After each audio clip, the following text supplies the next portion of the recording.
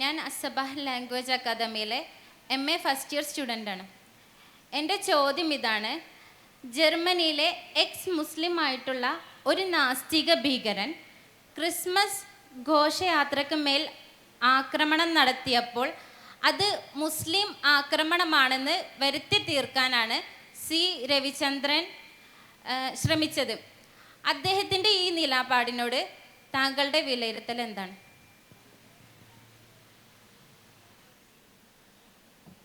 ജർമ്മനിയിൽ ഇപ്പോൾ അടുത്ത് ലോകത്ത് ഒരുപാട് ചർച്ച ചെയ്യപ്പെടുന്നൊരു വിഷയമാണ്. ജർമ്മനിയിലെ ഒരു മുസ്ലിം പേരുള്ള ഒരാൾ ഒരു ക്രിസ്മസ് ഘോഷയാത്രയിൽ ഇടിച്ചു കയറി ഒരുപാട് ആളുകൾക്ക് പരിക്കുണ്ടായി, കുറച്ച് ആളുകൾ മരണപ്പെട്ടു. ഇതുമായി ബന്ധപ്പെട്ട ചർച്ചകൾ. അയാൾ ആരാണ്? അയാളൊരു സൗദിയാണ്, അയാളൊരു മുസ്ലിം പേരുള്ള ആളാണ്. അയാൾ പക്ഷെ ഒരു എക്സ് മുസ്ലിമാണ്, ഒരു നാസ്തികനാണ്. അയാൾ ജർമ്മനിയിലേക്ക് പോവുകയും അവിടെ പൗരത്വം സ്വീകരിക്കുകയും അവിടെ നിന്ന് ഒരു വെബ്സൈറ്റ് തുടങ്ങി സൗദി അറേബ്യയിലും മറ്റ് അറബ് നാടുകളിലുമെല്ലാമുള്ള ഇസ്ലാമിൽ നിന്ന് പോകാൻ ആഗ്രഹിക്കുന്ന ആളുകളെ ജർമ്മനിയിലേക്ക് റിക്രൂട്ട് ചെയ്യുകയും അതിനുവേണ്ടി പ്രചോദിപ്പിക്കുകയും ഇസ്ലാമിനെ തെറി പറയുകയും റസൂലുള്ളാഹി സ്വല്ലല്ലാഹു അലൈഹി വസല്ലമയെ പച്ചത്തെറി പറയുകയെല്ലാം ചെയ്യുന്ന ഒരാൾ. കഴിഞ്ഞ ഒരു 10-20 കൊല്ലക്കാലമായി ഈ പണി ചെയ്തുകൊണ്ടേയിരിക്കുന്നയാളാണ്.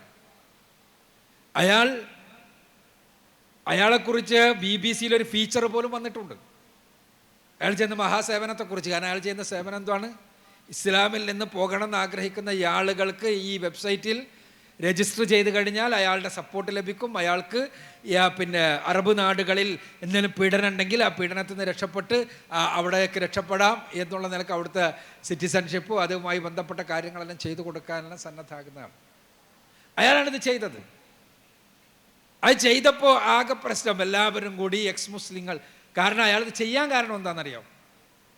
ജർമ്മനിയിൽ എത്തുന്ന എസ് മുസ്ലിങ്ങൾക്ക് അഥവാ ഇസ്ലാമിൽ നിന്ന് പോയി നാസ്തികരായി തീർന്ന ആളുകൾക്ക് ജർമ്മൻ സർക്കാർ വേണ്ടത്ര സംരക്ഷണം നൽകുന്നില്ല, അവരെ വേണ്ട രൂപത്തിൽ പരിഗണിക്കണില്ല. അപ്പൊ അതിന് പ്രതിഷേധിച്ചിട്ടാണ് അയാളിത്. അതുമായി ബന്ധപ്പെട്ട് കുറേ ദിവസങ്ങളായി അയാൾ നടത്തിക്കൊണ്ടിരിക്കുന്ന ട്വീറ്റുകളുണ്ട്, ട്വിറ്ററിലെ പേജുകൾ, ട്വിറ്ററിലെ അയാളുടെ പോസ്റ്റുകൾ. അതിലെല്ലാം അയാൾ ഈ ഭീഷണി മുടക്കിക്കൊണ്ടിരുന്നിട്ടുണ്ട്. അപ്പോൾ ഇതിനിടക്ക് ഈ സംഭവത്തിന് ഇയാൾ ഇത് ചെയ്യുന്നതിനിടക്ക് അയാൾക്ക് നിങ്ങൾ നോക്കുക, ഇസ്ലാമാണ് ഭീകരതയുടെ ഉൽപ്പന്നമെന്ന് പറയുന്ന ആളുകൾ. അയാൾ ഉദ്ദേശിച്ചത് ഗവൺമെന്റ് ചെയ്യണില്ല എന്ന് വന്നപ്പോൾ അയാൾ എടുത്ത ആയുധം എന്താണ്? പച്ച ഭീകരതയാണ്. ഒരുപാട് നിഷ്കളങ്കരായ മനുഷ്യർക്ക് പ്രയാസമുണ്ടാക്കി കൊന്നുകളഞ്ഞുകൊണ്ടുള്ള അയാളുടെ ആക്രമണം, ഭീകരവാദി ആക്രമണം. ആരും എക്സ് മുസ്ലിം ഭീകരത എന്നോട് പറഞ്ഞു കേട്ടില്ല, ആരും നാസ്തിക ഭീകരത എന്നും പറഞ്ഞു കേട്ടില്ല. ജർമ്മനിയിൽ ഭീകരാക്രമണം എന്നേ ഉള്ളൂ. യഥാർത്ഥത്തിലുള്ള നാസ്തികരുണ്ടാക്കുന്ന മാനസികാവസ്ഥയാണിത്. ഇസ്ലാമിനെതിരെ വെറുപ്പ് പ്രചരിപ്പിച്ച് ഇസ്ലാം എന്ന് പറഞ്ഞാൽ എന്തോ വമ്പിച്ച അപകടമാണെന്ന് വരുത്തി തീർത്ത് ആ വരുത്തി തീർക്കലിന്റെ ഫലമായി സ്വന്തം തലച്ചോറ് തന്നെ നശിച്ച് തകർന്നു പോയി.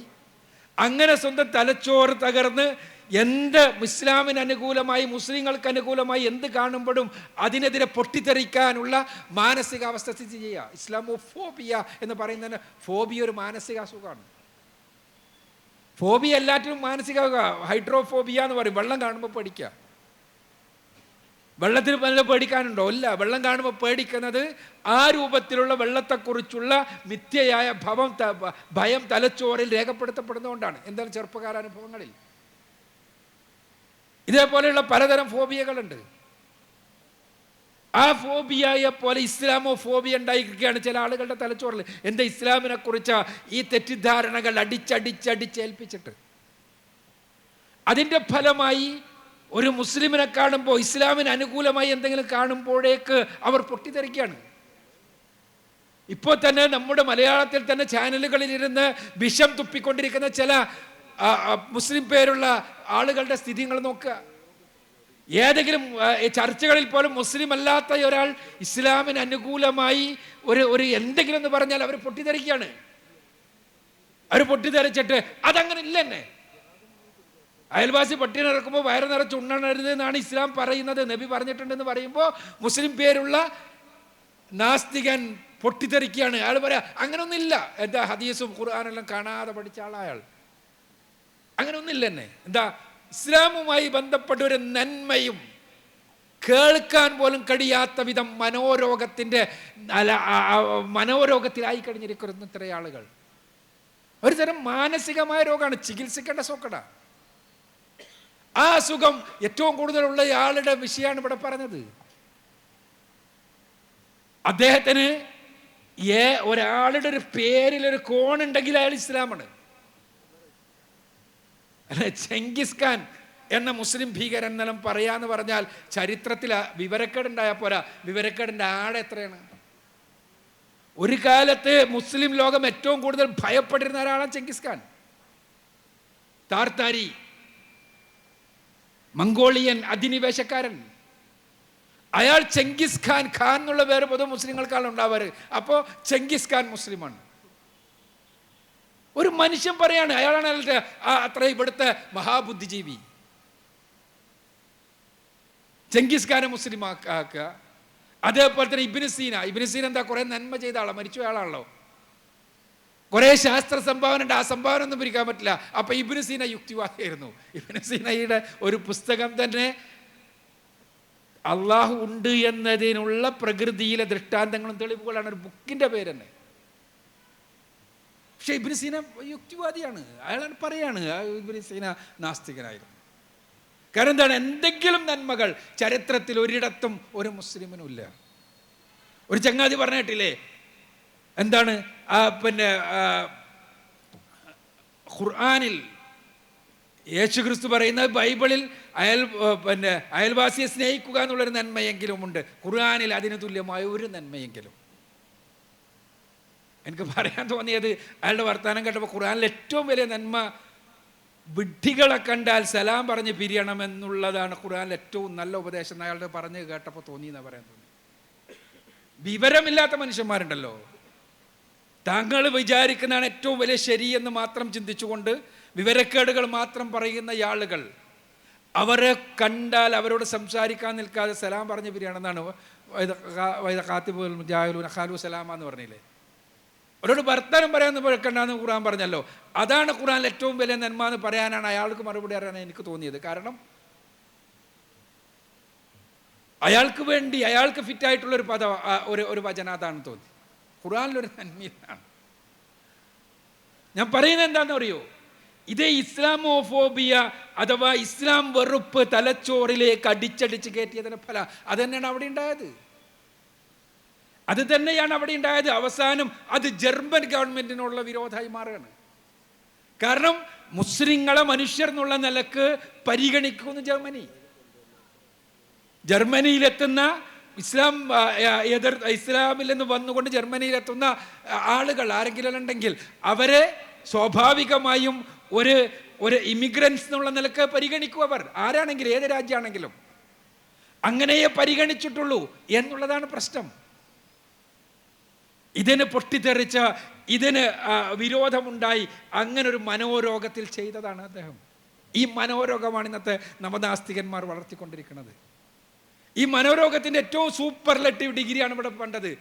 അയാൾ ഏതാനും ദിവസങ്ങൾക്ക് മുമ്പ് ഒരു ട്വീറ്റിൽ ഞങ്ങൾ എതിർക്കും ജർമ്മൻ ഗവൺമെന്റിനെ എന്ന് പറഞ്ഞിട്ടുണ്ട്, വി എന്ന് പറഞ്ഞിട്ടുണ്ട്, അവർ എന്ന് പറഞ്ഞിട്ടുണ്ട്. അതൊരു മതത്തിൻ്റെ ഭാഷയാണ്. അതുകൊണ്ട് അയാൾക്ക് ഏതാനും ദിവസങ്ങളായി അയാൾ എക്സ് മുസ്ലിം അല്ലാതെ ഒരു ഇസ്ലാമിനോടുള്ളൊരു ഹൃദയബന്ധം ഉണ്ടായി കഴിഞ്ഞിട്ടുണ്ട് എന്നാണ് ഈ മഹാബുദ്ധിജീവി കണ്ടുപിടിച്ച് കളഞ്ഞത്. ആലോചിച്ചൊക്കെ എന്തിൽ നിന്നാണ് ഞങ്ങളെന്ന് പറഞ്ഞിട്ടുണ്ട് എന്നതിൽ നിന്ന്. ആ ട്വീറ്റ് തന്നെ, ഇയാൾ ഉദ്ധരിച്ച ട്വീറ്റ് തന്നെ മുഴുവൻ വായിച്ചാൽ ആർക്കും മനസ്സിലാവും ആരാണ് ഈ ഞങ്ങൾ ആരാന്നറിയോ? ഞങ്ങൾ ഇവിടെ നിന്ന് സൗദിയിൽ നിന്നും പുറത്തു നിന്നെല്ലാം വന്ന ഈ ഇസ്ലാം ഉപേക്ഷിച്ചുകൊണ്ട് വന്ന ഇമിഗ്രൻസ്, ആ ഇമിഗ്രൻസ് അവിടേക്ക് വന്ന കുടിയേറി വന്ന ആളുകൾ, അവരെ വേണ്ട രൂപത്തിൽ പരിഗണിക്കാത്തതുമായി ബന്ധപ്പെട്ടിട്ടുള്ള പരാമർശം. അവിടെ ആരാണ് ഞങ്ങൾ? ഇയാൾ ആ ഞങ്ങൾ എന്ന് കണ്ടപ്പോൾ എക്സ് മുസ്ലിങ്ങളുടേതായിട്ട് ഞങ്ങളെന്ന് പറയില്ലല്ലോ. അപ്പോൾ അയാളുടെ ഉള്ളിൽ എന്തോ ഇസ്ലാം വന്നിട്ടുണ്ട്. അതുകൊണ്ട് അയാൾ ഏതാനും ദിവസങ്ങളായി മുസ്ലിമാണ്, അതുകൊണ്ടാണ് ഇത് ചെയ്തത്. ഈ ഞാൻ പറയുന്നത്, ഞാൻ വളരെ ഗൗരവത്തിൽ ഇസ്ലാമിനെതിരുള്ളൊരിത് എന്നുള്ള നിലക്കല്ല പറയുന്നത്. വളരെ ഗൗരവത്തിൽ നമ്മുടെ പൊതുസമൂഹം മനസ്സിലാക്കേണ്ടത് ഇതൊരു മനോരോഗമാണ്. ഈ മനോരോഗം കേരളത്തിൽ വളരാൻ അനുവദിച്ചാൽ, ഈ മനോരോഗമാണിന്ന് ടെലിവിഷനിലെല്ലാം ചില എക്സ് മുസ്ലിം എന്ന് പറഞ്ഞുകൊണ്ട് പ്രത്യക്ഷപ്പെടുന്ന ചില സുഹൃത്തുക്കൾ അവർ പ്രകടിപ്പിച്ചുകൊണ്ടിരിക്കുന്നത്. അതുകൊണ്ടാണ് ഇസ്ലാമിൽ എന്തെങ്കിലും നന്മയുണ്ടെന്ന് പറയുമ്പോഴേക്ക് അവർ പൊട്ടിത്തെറിച്ചു പോകുന്നത്. ഈ മനോരോഗം വളരാൻ സമ്മതിച്ചാൽ അത് കേരള സമൂഹത്തിന് അപകടകരമാണ്. അതുകൊണ്ട് ചികിത്സിക്കണം. നമ്മൾ അത്തരം ആളുകളെ മാനസികമായി നന്നായി ചികിത്സിക്കേണ്ടതാണ് നമ്മുടെ സാമൂഹികമായ ഉത്തരവാദിത്തം എന്നാണ് എനിക്ക് അതിന് പ്രതികരണമായി പറയാൻ തോന്നുന്നത്. അത്രമാത്രമാണ് പറയാൻ ആഗ്രഹിക്കുന്നത്.